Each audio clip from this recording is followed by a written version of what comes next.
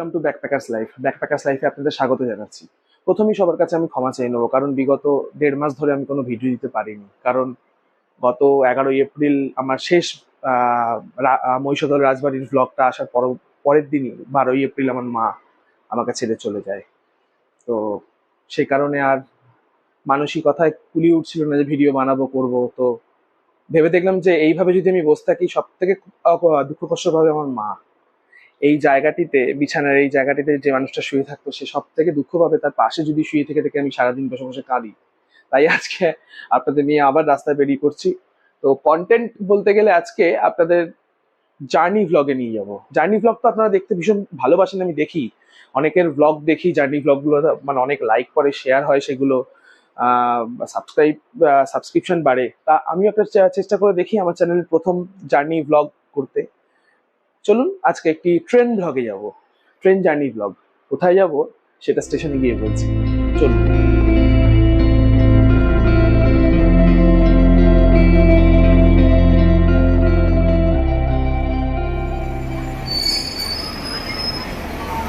চলে এসেছি কলকাতা স্টেশনে। Station code KOAA। আজকে জার্নি করব 13,161 নম্বর আপ, কলকাতা বালুরঘাট তেভাগা এক্সপ্রেস। গাড়িটি যাত্রাপথে সময় নেবে 8.5 ঘন্টা বালুরঘাট পৌঁছতে। কলকাতা থেকে ছাড়ার সময় 12:55। এই দেখো ইঞ্জিন এসে লেগে গেল।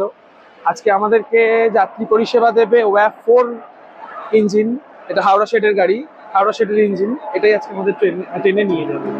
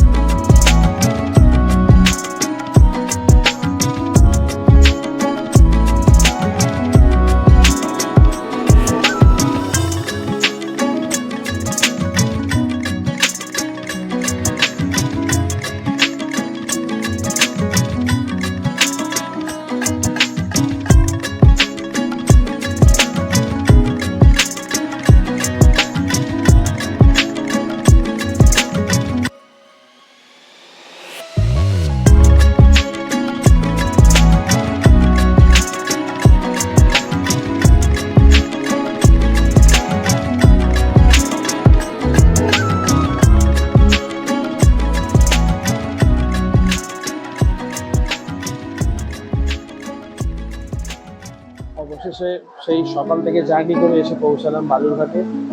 রাইট টাইম ছিল 9টা 25, যদিও এটা বাফার টাইম, মানে মেল এক্সপ্রেসে এক্সট্রা টাইম নেওয়া থাকে, এটা 8টা 58-তেই ঢোকায়। কিন্তু আজকে 9টা 25 এই বালুরঘাট হাওড়া, বালুরঘাট শিয়ালদা এসব ট্রেনকে সিগন্যাল দিতে দিতেই প্রায় 9টা 25 হয়ে গেল ঢুকতে। তার যথারীতি এসে পড়েছি এখন বালুরঘাটে এসে পড়েছি। এবার ভাবলাম সুজন এসে গেছে, ফোন করছে আমাকে। তা মাঝখানে দেখতেই পাচ্ছেন আমাকে দেখে কিরকম বিধ্বস্ত অবস্থা আমার, মানে মাঝখানে যে আপনাদেরকে মুখ দেখাবো, মানে এই ফেসটা দেখাবো, সেরকম অবস্থায় আমি ছিলাম না। কারণ প্রচন্ড গরম ছিল আজকে, মানে এক্সেসিভ গরম যাকে বলে, মানে গরমটা নয়, ঠিক হিউমিডিটি প্রচন্ড। এই ঝড়টার জন্য প্রচন্ড বাজে একটা হিউমিডিটি অবস্থা হয়েছিল, মানে সেই জন্য ফেস দেখাতে পারিনি, শুধু জার্নিটা দেখিয়েছি, ভিডিও করেছি। আর এখন মনে হলো প্রথমটা দেখিয়েছি, শেষটাও দেখাই, তাই জন্য দেখাচ্ছি। এই যে সুজন চলে এসেছে যথারীতি,